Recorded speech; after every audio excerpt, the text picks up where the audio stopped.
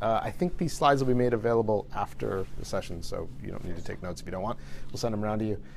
Just real quick, kind of stepping in to who I am. I've been in the consulting business for 22 years now, something like that.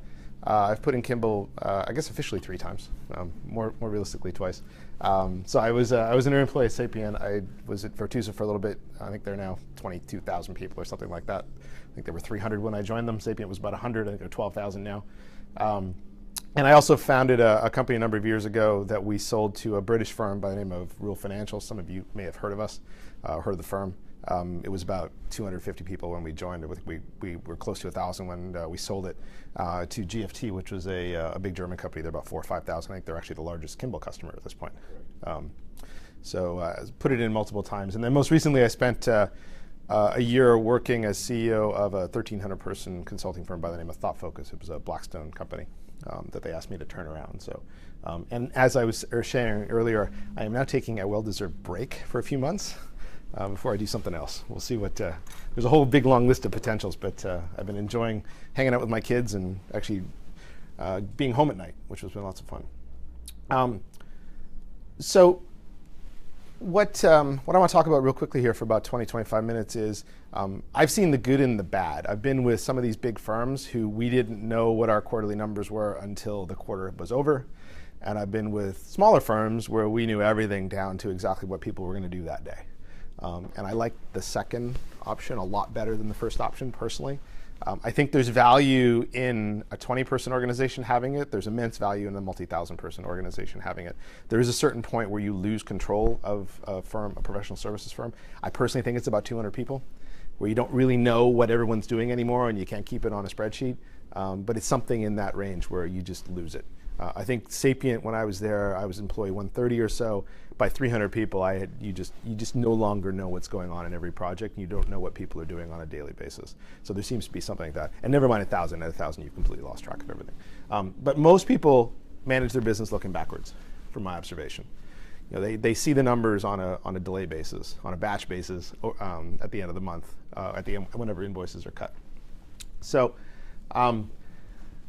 These are all real things that have happened to me. I'll just pick on a few of them. You guys may be able to read them from the back. Hopefully you can. This one happened most recently. We missed the month by 30%, and actually by about 15%, 16%. I didn't know until 3 weeks into the next month, which as CEO is a pretty scary thing, but there was really no way I could have. Just didn't have the data because we were driving our business based on invoices, not based on any kind of projections. The classic, you think it's a really profitable account, you think the client loves you, and suddenly you realize you're losing money, or you're not making very much. I mean, that certainly happened to me multiple times. Never mind, did all the time cards go in? Are they all correct? Did we get them all on time? Are they all allocated properly? Have no idea. No idea what your cost of sale is on different projects or different accounts. No idea what real account profitability is. These are all things that I've lived. Thinking that we were making money. And then, I was sharing earlier in a conversation, the classic one that when we were with Rule and we put in Kimball, and this is by no means a sales pitch, this actually happened. Conservatively, it was about 2 points of EBITDA that we got back. And there were a lot of drivers as to why that happened. The primary one was that we started capturing revenue that we were missing because we were unable to get resources assigned to projects on a timely basis. So we were losing 3 or 4 days on a project trying to get people into a billing capacity. And it was happening over and over and over again because we didn't have the visibility that we needed the people, so therefore our recruiting processes weren't, and staffing processes weren't positioned to get the people on the ground at the right time. Huge impact on financials, never mind the cost control and everything else. So nevertheless, there's a lot of stuff that you just don't know when you're sitting at the top of a larger firm or even a mid-sized firm, and for that matter, a small firm. Current reality in most companies of our ilk, they have a bunch of different systems. They may have a bunch of different spreadsheets depending on how old they are. Every month, somebody in the finance team or equivalent operations team glues it together into some set of reports. And I don't know about you guys, but I've always taken a look at those reports, having sit in these managerial roles, and said, I don't believe the numbers, because I knew they were wrong. I knew enough that I could poke into different pieces and find holes. So invariably, I could rip apart every report that was given to me and go, well, that's not right, and that's not right, which completely invalidates everything I was looking at, because now I don't trust it.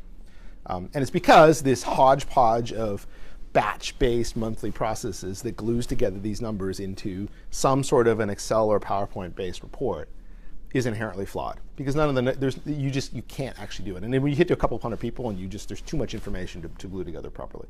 The tools, the Microsoft Office tools fails. And there's things you just can't get access to. I mean, who pulls out expense reports in the GL as part of a management report on a batch basis? You just don't do it. So you're guessing. Another classic example that happened to me a number of years ago, we wrote off, this was one of the bigger firms, we wrote off $50,000 or $60,000 in expenses because we didn't get the expense invoices out until 4 months after the project had ended. Which means the client looked at it and said, why would I pay this? My budget's closed. We're done. This is over. It was a big financial services client. It's like, we've closed the PO. We're done. And so we ended up eating the cost of the expenses. And it was just because we didn't push them through the system fast enough. And this was not, we didn't have Kimball, unfortunately, but we were running on Oracle, and we had a fairly robust system, but we just couldn't push the volume through because of the inherent inflexibility of the system. So that's the norm. So the other thing that drives me crazy, and I've seen this, is if you run one of these firms or you're in a leadership role in one of these firms, your goal is to spend time with customers. That's where the revenue is, right? You want to be out with clients. You don't want to be inwardly focused. As soon as you get inwardly focused, the company's probably going off the rails. And I've fixed a few of them that were that way, where you step in and the leadership team sat in meetings in the office all day long and never actually met with clients. And why are they doing that? It's because they're spending all their time trying to figure out what's going on in the business and trying to figure out what they need to do from an operations perspective, because they've got no information. So they've got to spend a lot of time meeting with people and talking to people and digging through reams of imperfect data to try and find out what's really going on. So as a result, you end up spending a lot of time focused internally because you don't really have a view to the future. Do a lot of firefighting. You're always looking backward from an information perspective. You don't really have a lot of controls. So that means you're involved in every decision, because anything that involves spending money or making a decision about a deal or making a decision about a pursuit, you have to be involved with, because you can't trust your people because you've got no control framework on top of them. And I've lived that too, where you've got to be in every single decision. And by the end of the day, you've answered 300 or 400 emails and you haven't actually done any real work that generates business. So that's kind of the norm. Classic example, the cobbler's children don't have any shoes. That's us, right? And that is a real thing that I've talked about in these various companies at the leadership level, where people are like, why can't we get the system? So we put them in for our clients. Our clients have real-time data and this and that. We do all this phenomenal work for them, and nobody ever invests internally because the best people are out working for clients. We can't allocate those resources to build stuff for ourselves, right? Classic example. But the internal systems are always really, really terrible, despite the fact that we run around telling clients constantly on how to fix and optimize their infrastructure. And it really is short-sighted and can hurt. So these are the metrics. I tried to make a list of all the metrics that I monitored in my various roles over the years, and what was I interested in. And again, a little bit small, you guys will be able to get this in the deck, but there's a lot of metrics you can monitor in a professional services organization. There's a lot of really interesting data that you can keep track of. And they tell you really interesting things. And they tell you interesting things before mistakes happen and before breaks happen. But it's really hard to get it out of the systems, of the spreadsheets, of the various manual processes, email-based processes that are running. And they really fall into marketing lead generation. How are we generating business? Are we effectively generating business? What's our cost of generating business?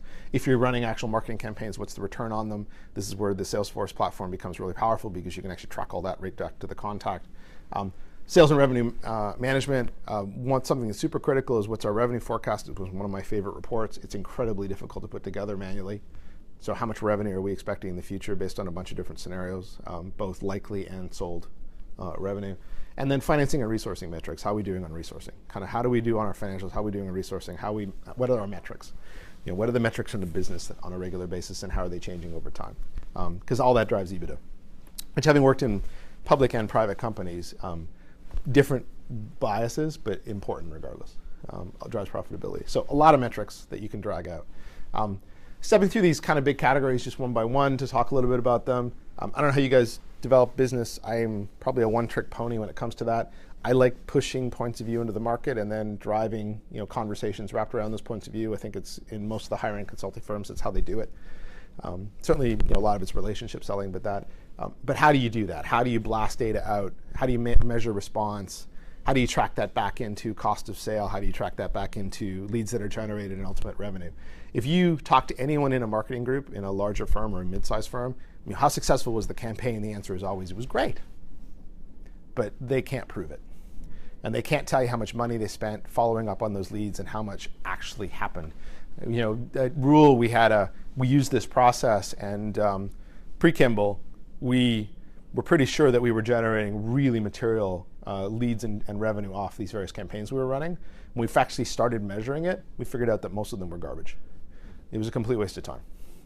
And we completely changed how we went to market from a marketing perspective as a result of it, just because we were just wasting money and not generating. People were saying, salespeople were really optimistic about the number of leads the number of deals that they were closing off these campaigns, but when you really traced it back, there was really no money there. So there's a way to get that visibility, which I found has really been really helpful. So super critical to track through. This is another one. Most proposals, from my experience, are put together at the last minute because everybody's busy, right? So you're scrambling to get it out. And the thing that's always done last is the pricing. How much are you going to charge? Well, you're going to charge whatever the client's going to pay, but are you going to make any money on it is always the real critical question. So what everybody does, they build spreadsheets. And I mean, every salesperson that's worked for me over the years has been great at building spreadsheets. And they'll build these little spreadsheets with resource costs and pricing and prospective margins. And at the bottom, it'll show that we're making a lot of money. And then there'll be a formula mistake in it. Or they'll allocate the cost of a resource, or they'll miss resources, or they'll do any number of things that, unless you're using a robust tool, is going to result in you just proposing something that's not cost effective. So another really big thing is connecting proposed resource plan to cost levels, to the location. Another classic example is, well, we're proposing it and we're going to deliver the work in, we're proposing it with Midwest cost basis, but we're delivering the work in New York. Well, all your resource costs just went up by 20 or 30%, and no one figured it out because the spreadsheet, who checks the spreadsheets? Because it's 11 o'clock at night, it's due at 8 in the morning, and you're just trying to get the proposal finalized so you can go to sleep, and you're not completely tired the next day when you're giving the presentation. So having that kind of all connected and robust and up to date is super, super critical. And using a cost basis that makes sense. I don't know how you guys do it, but every firm I've been with, we've rolled out standard cost-based structures, by region, by role. Super hard to do, especially in a big firm trying to retrofit it, having just done it over the last year, but super critical because it allows you to accurately predict your cost base going forward and understand how costs are working. So standard costs are super huge from that perspective. Come on in, gentlemen. Managing the sales process. I don't know if you guys do all your own selling, but I've had numbers of sales teams over the years. They all lie for good reasons. They're optimists, but they all lie optimistically. So having a process of really understanding what's real and what's not only at the pipeline, but what does it translate into revenue? I mean, the basic Salesforce implementation is fantastic for talking about top line numbers. It's lousy for proving how those numbers are really going to come together. This deal is worth $3 million. Okay, interesting. Why? What's the resource structure look like? What is the cost? How much margin are we going to make? Is it the right price? Is it not the right price? Can we deliver it? All those kind of questions. So really looking at from a sales perspective, or a sales process perspective, what's real at every stage? Because I mean, having been MD and CEO in a number of firms, my biggest challenge was always, do I believe the pipeline? Because I was writing a board report, and in that board report, I was making commitments to revenue on a forward-looking basis. And the last thing I wanted to do was to be wrong, because then I've got my investors looking at me going, you don't understand your business because you can't predict revenue. And that results in loss of confidence, and that results in, well, loss of job, depending on your perspective. So super critical for me to understand, well, what is the real number? So what do? You sandbag. But if you sandbag, then you don't resource correctly. You're not hiring aggressively enough, and then you get jammed up, which has happened to me in a number of firms, where we got more business closing than we really knew what to do with. And we couldn't staff it. So then we lose revenue, and we have unhappy clients because we can't actually do what we said we would do. So there's a real fine balance in the middle managing it, unless you have good information. So that revenue report was the report I looked at every morning. I always looked at it. And we dragged that out of Kimball automatically, but really tough to do unless you have the systems. The other classic one is this PO thing, PO control. I don't know if you guys ever had this happen to you, but it's happened to me a bunch of times where you're not done the project, you run out of PO, and suddenly you're working for free. Because you're not going to turn it off, because the reputation damage is too large. So now you're working without actual financial coverage, which happened more times than I can count. So super critical to manage the sales process, and using, the tools are what really allows you to do that. A little tough to see, but this was my favorite report. It's a spreadsheet because, unfortunately, Kimball can't produce the report. It's been the one point of frustration I've had with the platform over the years, which I will blame on Salesforce's horrible reporting capability. So that's proving I'm not actually here as a salesperson, because there are some things that I wish they do. I'm looking forward to it eventually being approved. But from a revenue forecast perspective, I don't know what I looked at was 3 basic numbers. As we entered the fiscal year, we would put a forecast together by account. So we'd say, all right, well, how much revenue are we going to do? And that's just a top line kind of gut based on both committed and uncommitted revenue. You work with the sales team, you work with your account managers, you try and figure out how much revenue's there. And so you track all that, because that's super important, because that's the commitments, that's what everything's based on, that's what your budgets are based on. And then on a periodic basis, I did it monthly, some firms do it quarterly, you reforecast. Things change, right?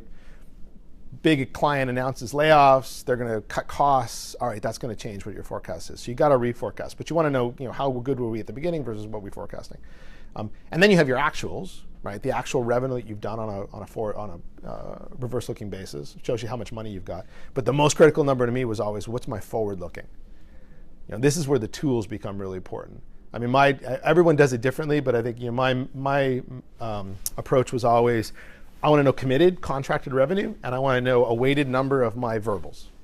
Anything that a client committed. Because in the businesses I've been with, is mostly the big financial institutions, everything under verbal was kind of sketchy. You never really knew what was going on. So I wanted to see what was committed and where did clients say, yes, you've got the business. And then I would weight that in, and that would show that as a revenue forecast. And I could see how I was tracking against my forecast, which would then back out. I would know whether I have issues against my budget. So super, super critical report. Again, I pick on the report, but all the data comes out of the systems. And then it's just manipulated into a view that you can kind of sit. And my ops teams would produce this, if not daily, at least weekly, so I would be able to see it. Usually after time cards were in, was when I would relook at the numbers. Because as people were changing resourcing, of course, all the forward-looking revenue was changing as well. People rolling on and off. You can't see this. You'll be able to see it in the. It was less to see the boxes and more to show the complexity. The other thing that the systems like this force you to do, which I think is a really, really good thing, is they force you to formalize your deal and your project onboarding process in a huge way. That was actually, in the most recent implementation, that was actually the high-level process we used to take a deal from verbal to live. So I don't know, probably 30 boxes or 35, 40 boxes from a control perspective. And actually, it wasn't quite from verbal, it was from proposal stage forward. So we put a lot of effort into figuring out exactly how are we going to do it, so we could roll it out globally across the organizations. We did the same thing at Rule when we put the platform in. Rule, this scale was, we were about 800 people, about 100 million in revenue, maybe 12 or 14 salespeople. So there's enough volume going on that it was important. Yeah. So that's your closing process? It's from proposal to you have allocated a resource and your project's ready to go. So you're turning it on. All the different steps and controls. Some of it was financial control, some of it was margin control, some of it was resourcing control, some of it was making sure we were estimating correctly, because we did a lot of fixed price stuff. So there was a lot of risk associated with the proposals. But again, you guys can, it's readable in the deck. I didn't make it too small. But it's just, I guess the point here is the systems kind of force you to do it, and it's good, because then it scales. And then you as an executive sitting on top, you have control over the numbers. You trust the numbers, you trust the process. People aren't resourcing things they can't deliver. They're not starting things before you have contracts. Another big pet peeve of mine happened more often than I can not, where you discover that you're working and you don't have a contract. I don't know if it's ever happened to you guys, but it's, having stepped into some of these firms in a turnaround situation, it's amazing how many projects didn't have contracts, or at least didn't have contracts that actually aligned to what we were doing, which gets into a real challenge when the client says, I don't feel like paying. Which the big guys don't tend to do that, but some of the mid-sized companies that I've dealt with, they every so often decide they don't feel like paying you, and then you've got a real decision to make as to how you progress. So, go ahead. Based on my own experience, if you do this correctly and you have this codified, you're able to get visibility earlier in the process, because you're not requiring necessarily them to know everything about the project right at the initial step, right? So they can get an actual initial project documented early on, and then you can start to apply resources to it. Then you can start to say, okay, well, until you have a budget, we're not going to apply any resources to it. But at least you're getting them to early on give you some information about what's in their head, as opposed to just, I'm not going to enter this into a system until I absolutely have to, because I don't want visibility on it. Yeah, which is classic.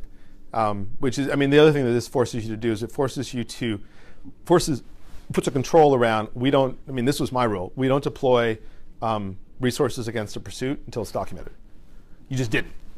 You wanted someone to work on a proposal, you weren't writing one slide.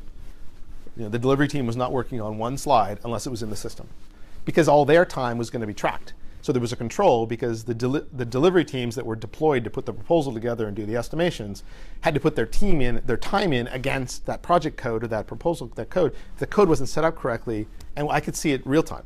As soon as every time the time cards got posted, I could see how much time was being posted against what project. So that helps control your COS, right? Yeah, absolutely. Our target cost of sale was anywhere from, depending on the type of account, was anywhere from 3.5% to 8%, depending on what numbers we were going at. Averages across the firms around 6.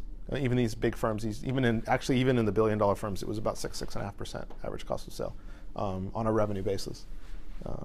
Emerging accounts would be more like 8 or 9, something like that. Really clean, capacity-based, renewal-based accounts were 3%. But it also allows you to show if you're not spending enough. You may have a really profitable account that's booking very little cost of sale. That's a problem, because eventually that means you're not paying attention to your customer. Because I forced everybody to put time in, even me. Even as CEO, I was breaking down my time I wasn't posting it, my assistant was posting it, but breaking my time on how much time I was spending on each account each week. Because that also showed us, kind of where we were putting our focus.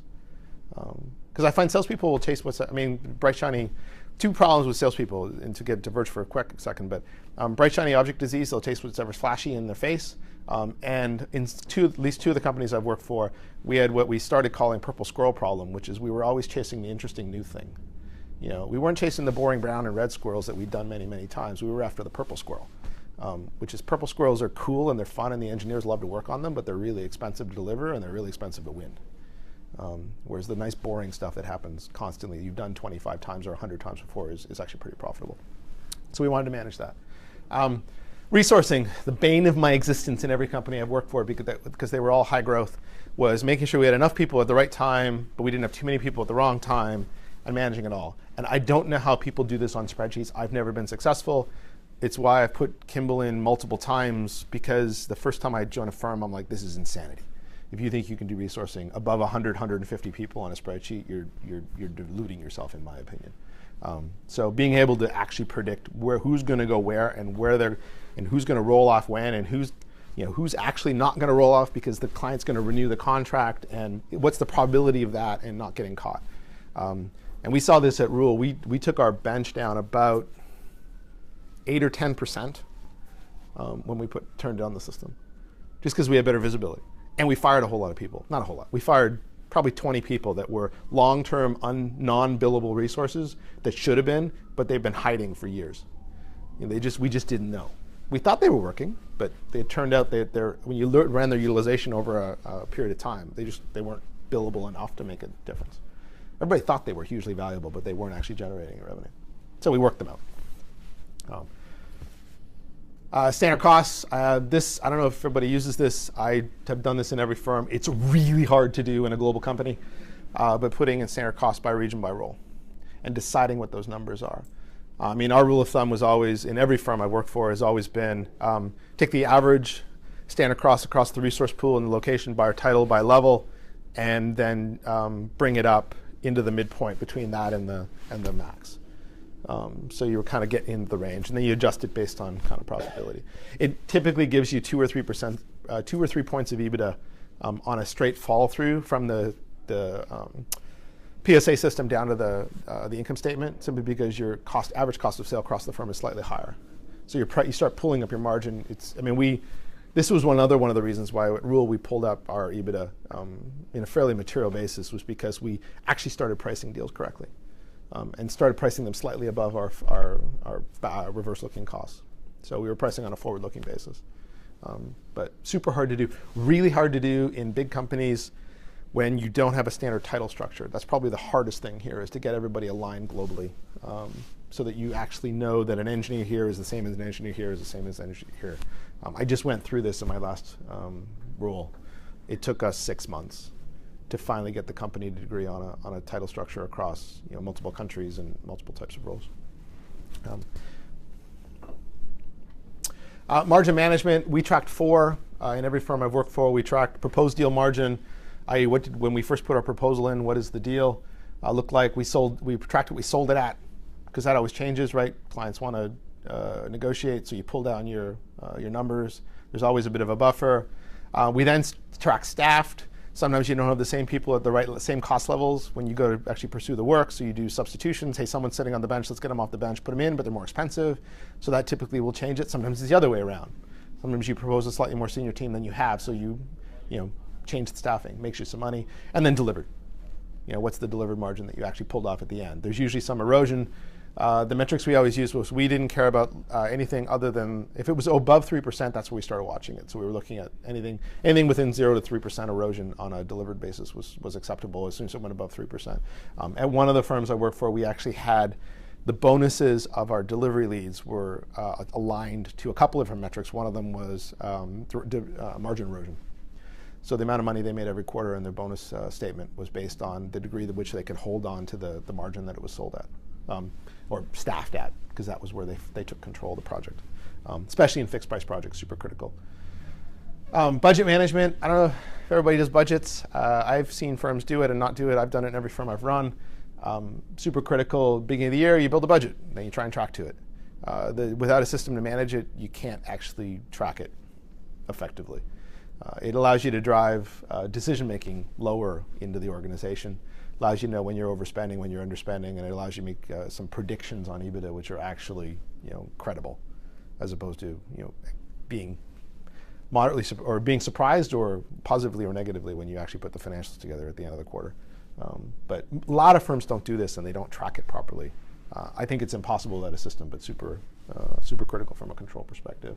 Timecard management, the bane of my existence in every firm I've worked for, is getting people to post them correctly and on time. Can't say I've been perfect at this, but we did get at Rule, so we were 100 million in revenue, 110 million in revenue. We were able to close our books the 4th day of the month. So that was effectively impossible without a system to support it. We couldn't do it, but we closed off all the aspects of the revenue on the books and the majority of the costs on the books by the 4th day of the month. Didn't get quite that efficient in my last engagement, but we were getting there. But I mean, the only way to do that is with a system and controls and all the other stuff. Super critical from a growth perspective. Expense management, this is my story about writing off all those expenses. That's the way on the left is the old way. Everybody puts their stuff in once a month, once every 45 days, once every 60 days. I've had salespeople do it every 3 months, which drives you crazy. Lots and lots of email approvals and bounces around and spreadsheets bombing around, and the expenses get lost and they're not posted based on the policies of the clients and all kinds of other challenges versus I love this part of the Kimball. This was always cool, which is you just take a picture of the damn invoices or the receipt as you're out to dinner with a client and post it right into an expense. And then it's all approved and flows through. Super great, but the big thing here is non-billables are fine. You can do it lots of different ways, but it's billable expenses that are really critical. The other big thing is, my favorite is billable expenses that are coded as non-billable, because the salesperson doesn't want to have an uncomfortable conversation with the client about things that they should be paying for, and they decide it's easier just to push it as non-billable, which isn't actually included in the project margin calculations. So therefore, you think you're making more money than you really are because you're shoving a lot of money out in non-billable, even though actually that should have been in the proposal from the beginning, or maybe it wasn't put in the proposal in the beginning and someone just let that slide through, and suddenly you got a whole lot more cost that's hitting your project. Lots of tricks that people can play with expenses to manipulate pricing. Collections and cost management. The last firm that I joined had over $1 million over 90 days when I joined. Huge issue. Half of it we didn't even know what it was. And so we had to dig in and figure that out. And again, it's just systems. It's just you didn't have the data. There was no collections process. There was no actual active management of cash. You get your invoices faster. I mean, it's funny. I think when we made the business case at rule to put Kimball in, the entire business case was based on improvement in cash management. We thought that if we could take 10 days off our invoice schedule and get invoices out 10 days faster, that was 10 days of cash. That would, because clients typically start the clock as soon as they receive the invoice. And when we ran the numbers on that 10 days of cash, it basically paid for the system, just because of the volume of stuff that we were pushing through the system. And it's amazing how many firms I don't think, manage this correctly. There's just so much free cash available in the system if you can pull your invoice dates in, which takes getting the processes nailed and everything else. Yeah, my last point, overdue invoices are zero interest loans you're making to clients. It's just, it's the easiest way to find cash in a business. So pulling it all together, these are all the pieces. Everything is components, but it's professional service automation. It's how do you get end to end. You can't do real time because time cards are the critical input into the system, so it's weekly. But if you can get your teams to post your time cards Friday, latest Monday. If some people are working over the weekend, get your managers to approve your time cards by Wednesday. By Wednesday evening, you know what's going on. You've got a pretty good view across the business. You get people to push expenses every week. It's probably an unrealistic thing, but at least every 30 days, so you're getting all your expenses in before your month end. Getting them all the invoices. That's another big point of cash that I always focus in on personally is a lot of people don't realize that in order to get billable expenses on an invoice, you kind of have to have them by the third week of the month. So we incented people really heavily to get their stuff in so we could get it through the process and get those invoices out. Otherwise, you're typically delaying your billables for a full month at least, if not longer. And depending on the project, we had teams of 8 or 10 people flying every week. That's $3,000-4,000 a week per head in cost if you're commuting them back and forth between major cities.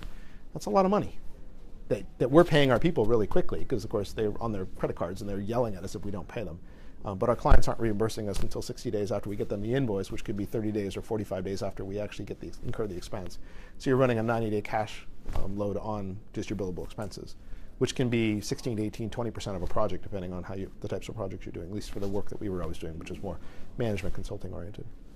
So putting it all together, I think that's where you really get the value. Key challenges, last slide. These are the ones I just was thinking about, all the sort of pain I went through putting in various systems. Implementing standard costs, I talked about that quickly. Getting the title structures in place, really tough to do. HR usually fights you on it because they don't want to do it. Setting up a lot of rules and a lot of the processes takes time. Especially in the larger firms or mid-sized firms, you got to put a lot of energy into how are we going to do it, what's our standard. As soon as you're multi-geography, it becomes more complicated because the rules change by geography. So there's some nuances to that. Proper weighted pipeline, getting the real revenue forecasting in place. I won't say I've ever done it perfectly, but I've gotten close, I think. But usually that's the big thing. Having walked into a bunch of firms over the years in turnover situations, the first thing I always focus on is the pipeline. And if 30% of it was real when I walked in the door, I was surprised. It's usually garbage. And you dig into it, and then so the revenue forecasts are garbage because the pipeline's garbage. So putting a lot of focus into kind of making sure it's real and putting the processes in place to make sure that people keep it up to date.